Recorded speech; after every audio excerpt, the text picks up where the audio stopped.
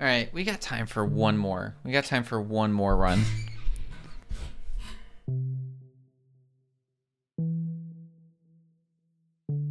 All right.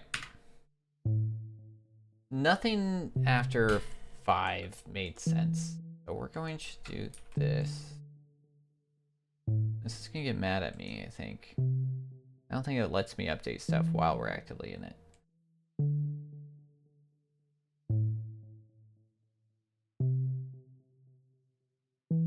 Can I just get rid of real time? It's like, I don't really want it.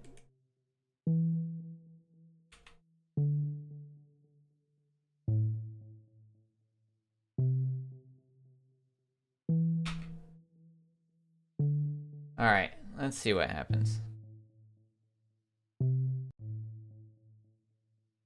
Alright, I cleared some of the splits just to see, you know, it thinks 1917. Our real goal is a sub, right now, like a sub 18 would be dope. I think we can get there.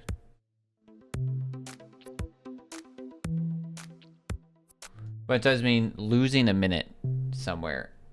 Like, the fact that the world record was 3 minutes faster than what we just did, that's very, very impressive. I gotta, like, double check the technique tapes, you know? There we go. What? What? Did some cool stuff followed by some dumb stuff. I do stand by one of those. The spike hitboxes in this game are insane.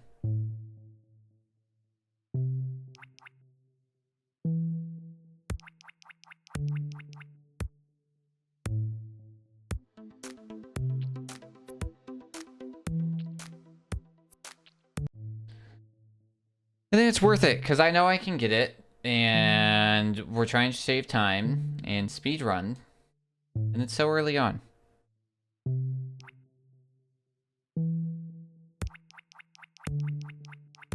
It was an extra jump than we needed. There we go.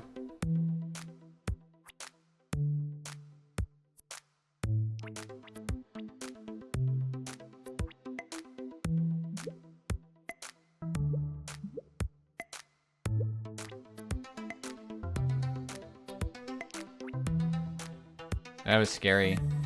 Tried to do cool tricks I hadn't really practiced in a live run. Uh-oh. Bad start, but it's okay. It's okay, maybe a bad start's what we need. Sometimes bad starts, they're like, alright, we're just catching up. Sometimes it takes some of the pressure off. Sometimes it adds the pressure. All depends on what kind of person you are. Do you see this run now, or are you like, well, I'm already not, so like it'd be cool to get PB, or are you like, oh no, now I'm already behind, so now everything else is even more important? Or are you a person that's like, well, I'm already behind, might as well risk it for the biscuit every time? Speedrunning psychology. Everybody's got their own. Sure, there's some deeper meaning to it all you could figure out.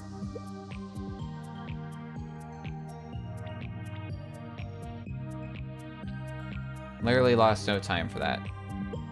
That makes me think that we're somehow behind schedule. Posture check, you shrimp gremlins.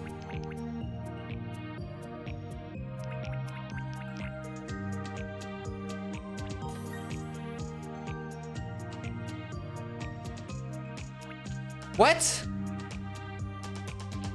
What? That's crazy. Crazy.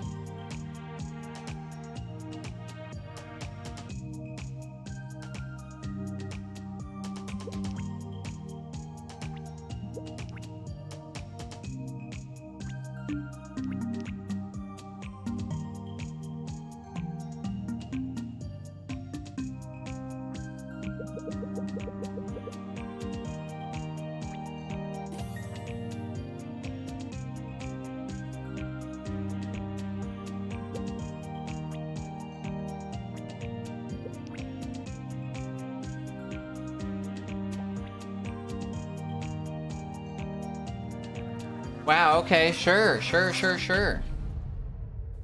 Interesting, even with that dumb death. Oh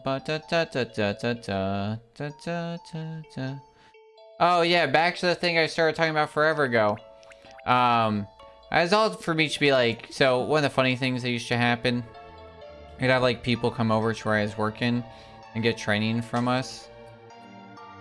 And I have like a really bad habit during training just to be like, all right, I'm going to give you the 500 years of history of why this thing's like this and why it's important that you do it this way, and this is why you need to know this thing. And what's funny is I got to experience that training on the other side once, where like the dude who invented it was like, here's how you do this and this and that, and I was like, dude, I can't even see the practical knowledge of this. Or like, I can, but like the chance of me needing to know this, or like, one, it's like if I do need to know this, something bad has happened, and then two, it's like crucial. So it's like but I was sitting there, I'm like, I gotta pay attention because like I'm never gonna get this knowledge again. And so it was like, no, that sucks. It was like, and I recognize like I need to get some level of understanding and then have this recorded, and also like he's telling me because this is a problem that like either is common or he's experienced or something, you know. And so it's like a lot of, man, we are super behind.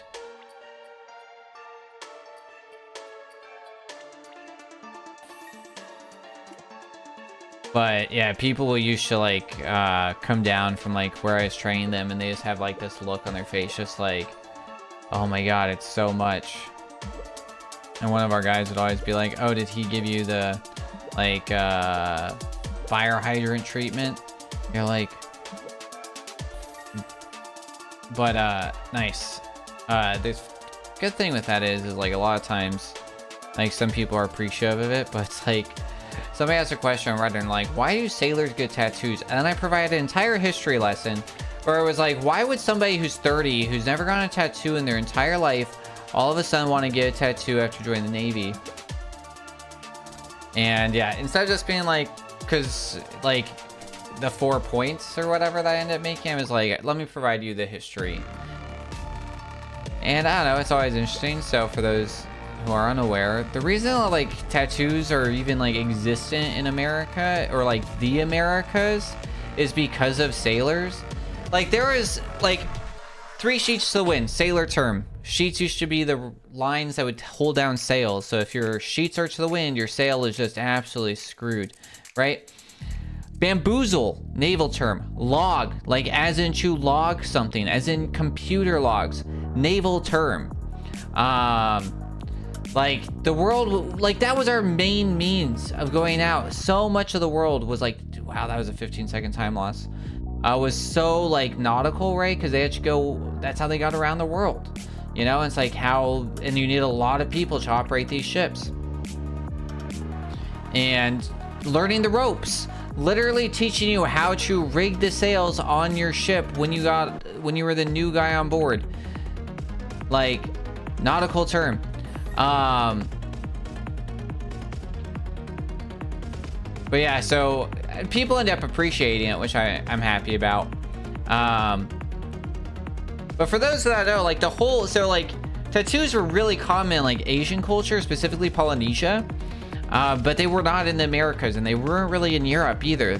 But then sailors, and specifically really military sailors, and especially American sailors, started doing these like Pacific Pac like tours. And at that time, the only thing that they had was a single trunk with their stuff in it that they're probably sharing with like maybe a couple other guys in a hammock. They're not bringing like bags full of stuff. So you're going to like this cool place and you want to tell everybody you've been to Polynesia. So how do you tell them? Well, you see all these guys doing these point and stick tattoos and all this other stuff and these like weird needles.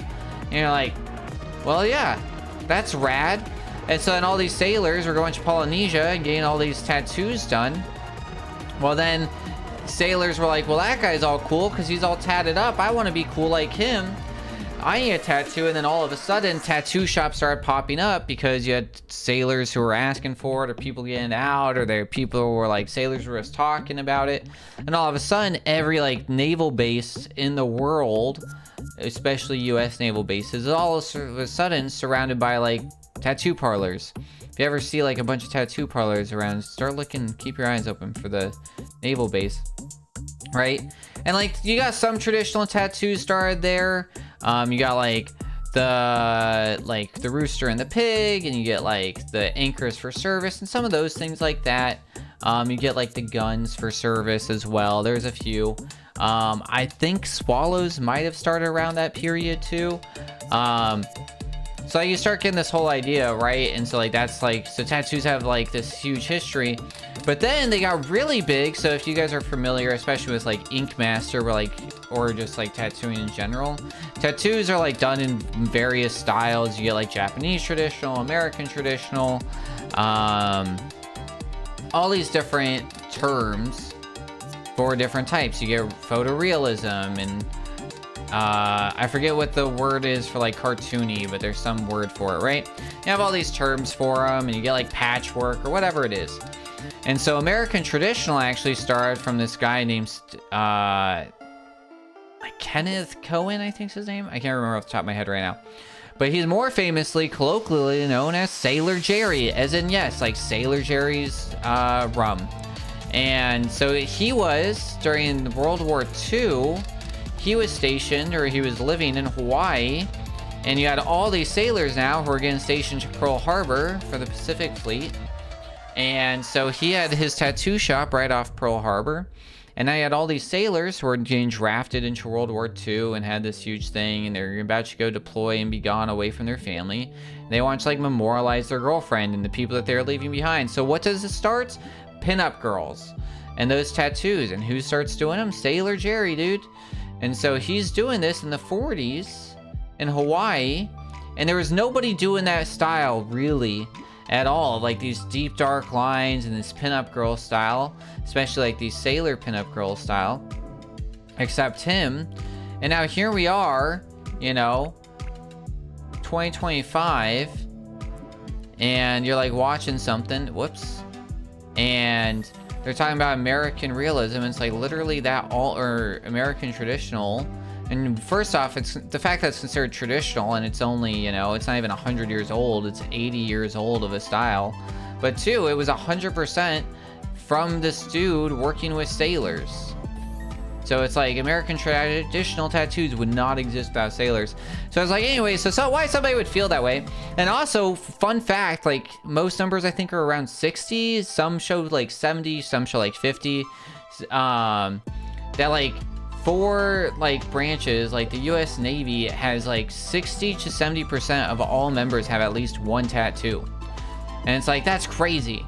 It's like, so I made a joke. I'm like, there's no real other organization that you have a stat like that. Like maybe the Yakuza, you know, but it's like, it's pretty wild. So it's like, why? So you're 30 and you learn about all of this like heritage and tradition, and you have all like, you know, 3/4 of the people around you also are covered in tattoos, and you're in these areas that just have tattoo shops everywhere because they've been there forever. So it's like ease of access, tradition, sense of belonging, and also they're just rad AF. Like, so I just was like, so it's just like, right, that probably could just been that 4 points, you know, ease of access, rad, tradition, sense of belonging. But nope, I had to give Reddit an entire history lesson because that's who I am. And now you guys get to enjoy that history lesson as well.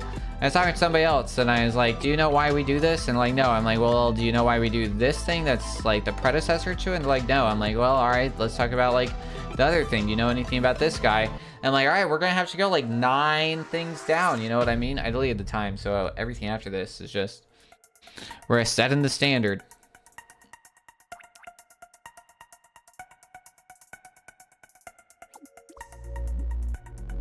Did we already do the wait one? I think so, right?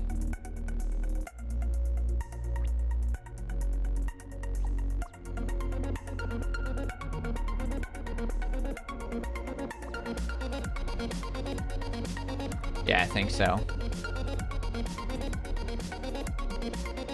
Yeah. Let's see, what are some terms I throw? So logging, the reason that's a nautical term is because the first sense of log was the deck log, in which you had to, and it's called that because what you would do is, it was actually the speed book on board. But how do you measure speed? Well, you know that your ship is whatever, you know, 3 fathoms long or whatever, right? And so what do you do? Well, I know that this is 3 fathoms long or whatever, you know. I know that my, whatever length it is, right? You know that's 50 feet long, right? And you know that, so therefore, if you throw a log off the front of the bow,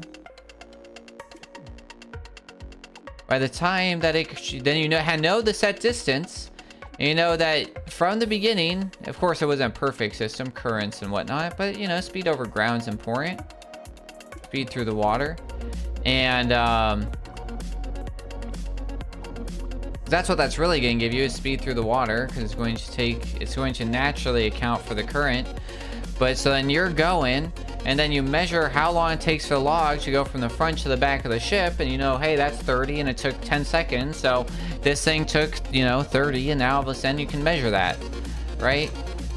And then knots was also based off speed of you throwing over a line with knots in it that were pre-measured. That way you knew how many knots would go past the length of the ship, and that's why a bunch of stuff's in knots. But you throw the log over to verify, and then you'd write it down in a book, and then it became known as the log book, and then it became known as logging. And then you adapt things. There's this whole idea of adapting things slowly so people recognize it. It's why we still use a floppy disk image as a save icon, even though kids nowadays have no idea what that is. I did recently, weirdly enough, I did see, and I forgot that this was a thing that happened, see a CD save, and I'm like, oh yeah, that was a thing that we tried to do. Oh god. Okay. I don't know if that actually saved time, but we didn't die.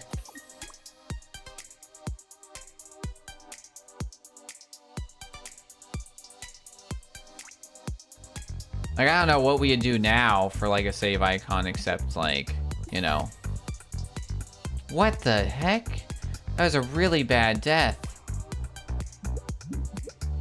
I really don't get what happened there. It was very odd. It's the second weird thing to happen in this level. I don't love it.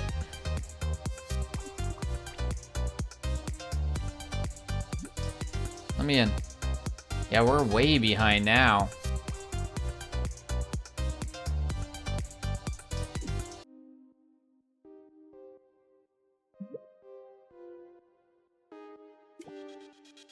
I don't know, what else do I got in my head of random knowledge?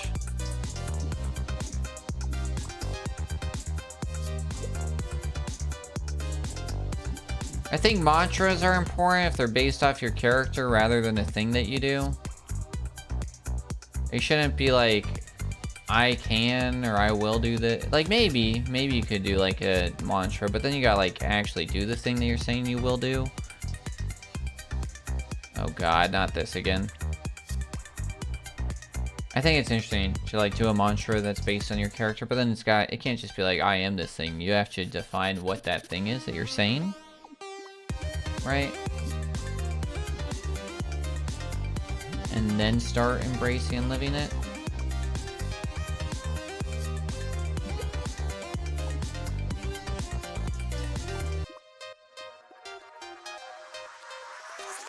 Okay, level 8 shouldn't take me 4 minutes. It should take me like 2.5, which should put us at 17, which is pretty decent. Not horrible.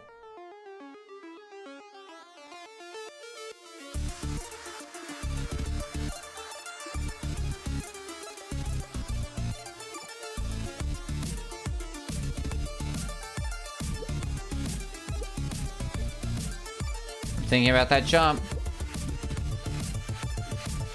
God, it scares me so much. I felt like I messed it up again.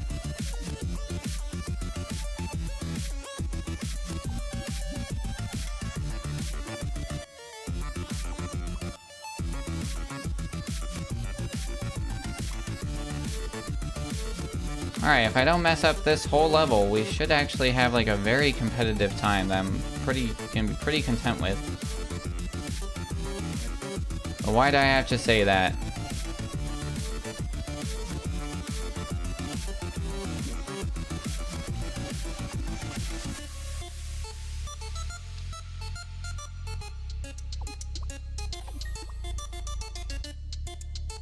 There we go. That wasn't horrible, it wasn't great, but not bad.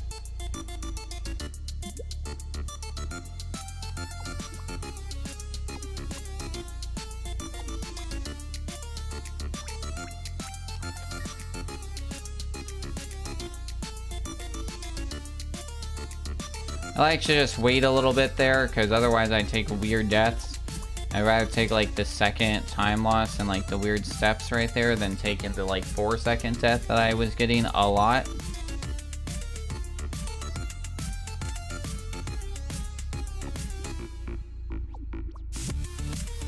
Alright, last music note coming up. Ooh. Like that garage door opening.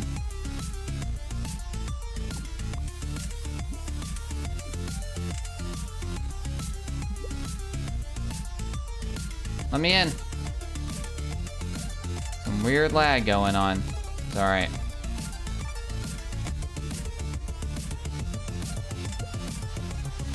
Get me out of here!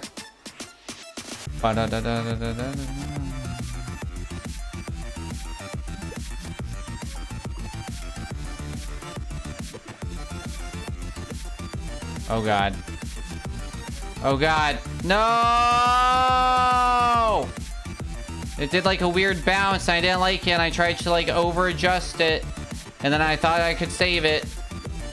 Cause like I didn't think we were gonna make it. Horrible. Horrible. That's gonna take us from like a 1730 or a 17 to like a 1730. Like we were possibly gonna be a subset. That's literally just hold right.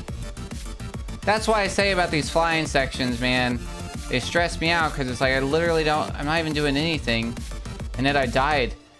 Oh my god. See, 1730. Yeah, that could have been easily a 17, sub 17. But that is a PB. And that does put us, 1739 isn't horrible. That puts us in 6th place, which is second from last, which isn't, or third from last, which isn't horrible. And it's not a horrible place to be. So I'll take it. 1739.33. That's worth uploading. Yeah, wild. Yeah, sub 18, Lego. Feels pretty good. You know, we took all of those horrible deaths.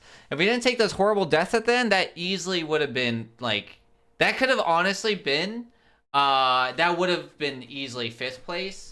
And we would have been probably close to 4th place. So big old L's. But yeah, let's save those splits. But yeah, that was it. I just wanted to do one more run. I'm glad that we did. I'm glad that we got a really nice PB. So let's find a beautiful people to raid over to. Just a reminder.